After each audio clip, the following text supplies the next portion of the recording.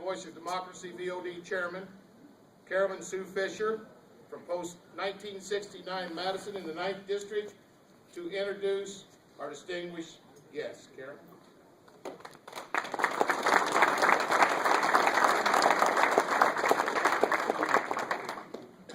Good evening, ladies and gentlemen. The Voice of Democracy has been in existence since 1947. Each year, more than 50,000 high school students compete for $2.3 million in scholarships and incentives. The students compete by writing and recording an essay. This year's theme was, "Is there pride in serving in our military?" Out of 67 posts across the state and 370 students, it all comes down to the 9 students sitting here and the 2 others that were unable to be with us here tonight. The winner here tonight will, will advance to the national, where they will compete against other students across the United States and abroad. To be sitting here tonight is a great accomplishment, and I think all these students deserve a round of applause.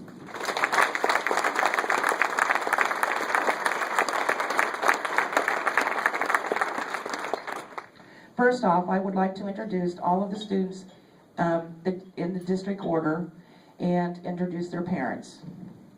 From the first district was Deepa Devanathan, and was not able to be with us tonight. From the second district, Jeffrey Farrell, the son of Jeff and Ellen Farrell. You can stand if you want to. Okay. From the third district, Allison Heisel and her parents, Brian and Melissa Heisel.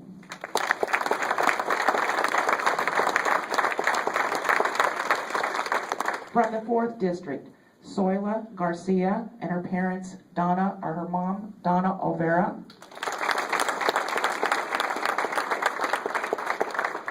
From the fifth district, Josiah Wilson and his parents, Todd and Tammy Wilson.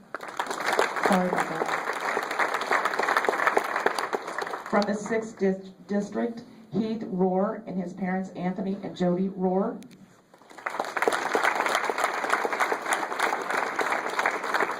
From the 7th district, Rebecca Fraser, who was not able to be with us tonight. From the 8th district, Jessica Tice and her parents, Mike and Terry Tice.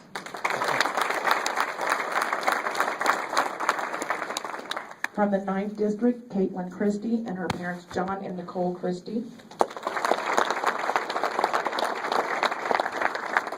From the 10th district, Elisa Reyes and her parents, Victor and Lisa Reyes.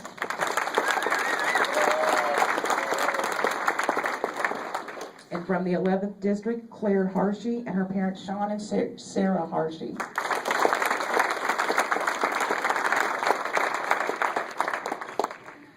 Okay, what we did was, up in the hospitality room for the students, what we did is we let them know who the top 3 winners were.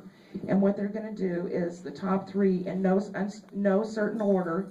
I gave them a number and they picked it, and they're going to deliver their speeches or their essays in no certain order. The first one is going to be, I can't remember who went first. Sorry. Kaitlyn, I'm sorry. Kaitlyn Christie.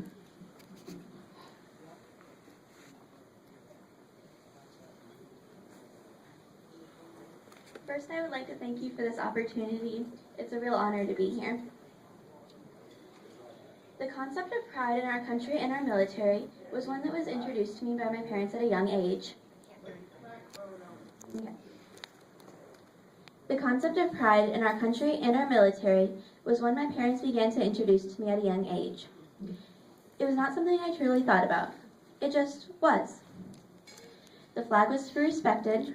One was to be attentive during the singing of the Star-Spangled Banner, and those in the military were to be revered. However, my appreciation for our men and women took a whole new meaning on September 11th, 2001. I was only 6 years old. I attended first grade at a small school in Northeast Ohio. The day began as most did, with the Pledge of Allegiance. I remember feeling proud because not only had I memorized the pledge, but could now pronounce all of the words correctly. As the morning progressed, the children in my class began to become aware of the tension in the teachers' and staff's faces. Although they were trying to be discreet, their obvious concern was frightening for us. Later, I was told that the school was placed on lockdown. Parents were not permitted to pick up their students for fear of spreading panic.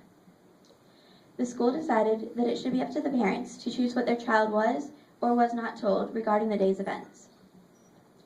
Being left in the dark, seeing the anxiety in the faces of the adults that I trusted, but not knowing why, only deepened my own fears.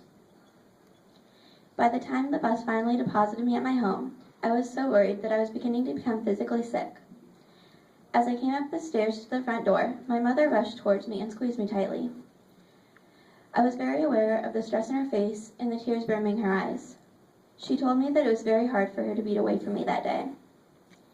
We went inside and sat closely together on the couch. With her arms around me, she began to explain to me in very simple terms what had transpired that morning. I was told that some very bad people had decided to hurt Americans. My heart ached. I wanted to know more, but I was still very young, so I was not allowed to know the details. I simply knew that this was a day that would forever be etched in my memory. I was afraid that these horrid people would hurt me or my family. This is when my mother explained to me about the brave men and women who have chosen to serve our country. She told me that it takes a very special person to join the service. While we are safely sleeping in our beds, our servicemen and women are diligently working to protect us and the country that they love.